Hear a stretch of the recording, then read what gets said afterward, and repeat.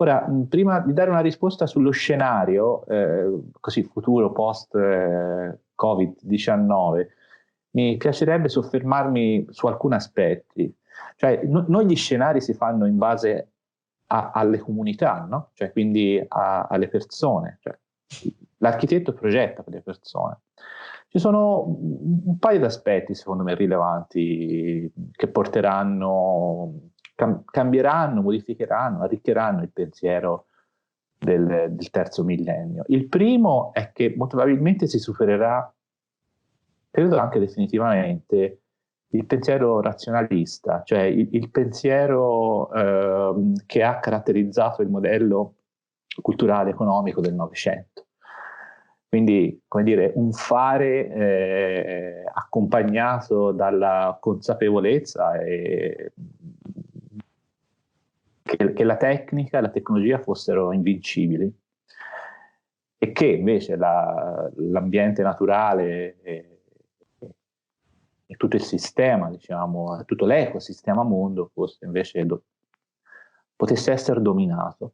Ecco, questa cosa evidentemente salterà, perché quello che stiamo vivendo oggi è un fenomeno assolutamente eccezionale e assolutamente, per certi aspetti, anche drammatico.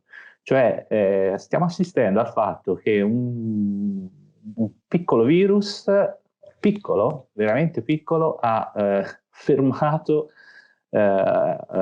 il mondo degli uomini ha fermato, no, intendiamoci, ha fermato il mondo degli uomini, non il mondo degli animali, non il mondo della natura. La natura continua il suo percorso.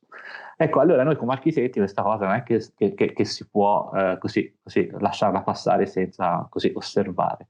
Cioè tutta quella parte del dibattito che poi sarà, spero, sarà celebrato con la Biennale, affronta proprio questo, cioè affronta quella che finora è stata considerata la Cenerentola nel sistema economico, anche nel mondo dell'architettura, che è il rapporto con l'ambiente, il rapporto con il cambiamento climatico, cioè il rapporto con l'ecosistema mondo. E quindi gli scenari a questo punto non dovranno essere solo delle fantasticherie di qualche intellettuale radica o di qualche attivista di Greenpeace, ma molto probabilmente saranno l'elemento più rilevante degli studi futuri. Come cambierà la città? Beh, io osservo in questo momento che gran parte della città che non produce, casa in un certo senso, ha una quantità di costruito inutilizzato. E osservo anche questa quantità di costruito, così, nella vita comune, viene utilizzato per poche ore al giorno. Quindi questo dibattito, se costruire ulteriormente, se come dire, riutilizzare il costruito, cioè diventerà sempre più importante, cioè non sarà solo uno slogan politico, sarà veramente una priorità, oltre che essere un'esigenza. Certo, non immagino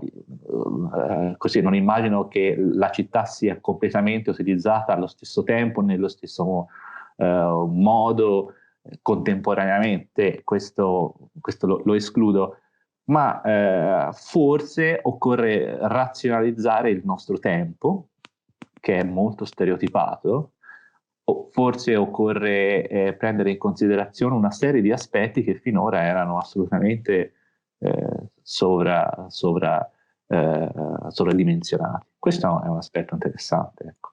Quale sarà lo scenario urbano dopo questa pandemia?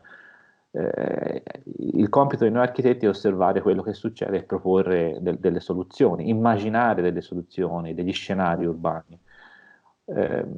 Credo che questa situazione ci porrà di fronte all'esigenza di prendere maggiormente in considerazione l'ecosistema, ovvero quello di lavorare non in ottica di standard urbanistici, ma in ottica di sinergie. E quindi il rapporto tra costruito e natura dovrà essere assolutamente molto più intelligente, cioè deve essere molto più connesso. Per me è questo. Questa cosa comporterà necessariamente dei cambiamenti da un punto di vista di assetto urbano. Credo che uno dei principali cambiamenti sarà appunto il modo di utilizzare la città in modalità differenti, con spostamenti diversi, con l'uso di una tecnologia che complementerà molte azioni che oggi siamo abituati a fare.